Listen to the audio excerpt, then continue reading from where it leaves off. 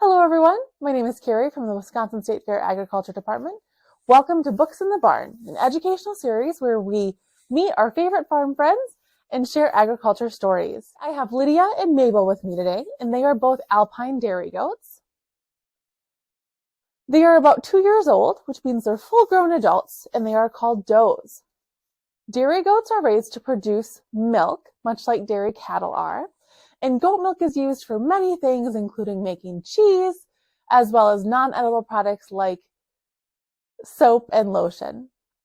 On a global scale, goat milk is consumed even more widely than cow's milk.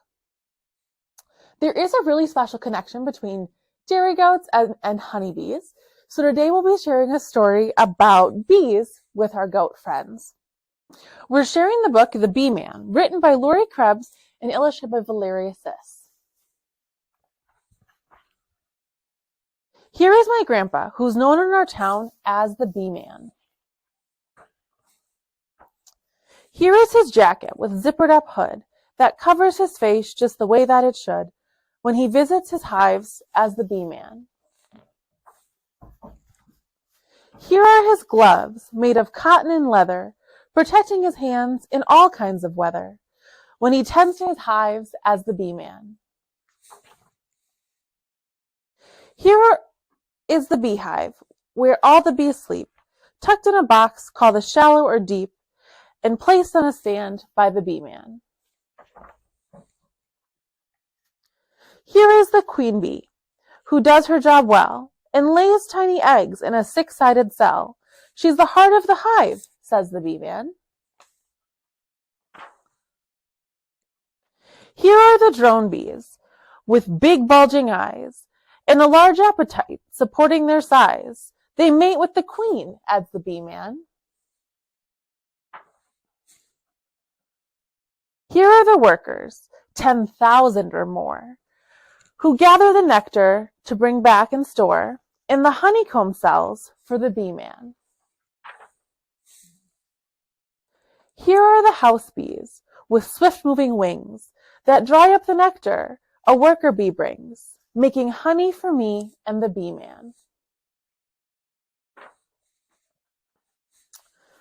Here's the extractor. It's clickety-clack, removing the honey from frames on its rack and filling up jars for the Beeman.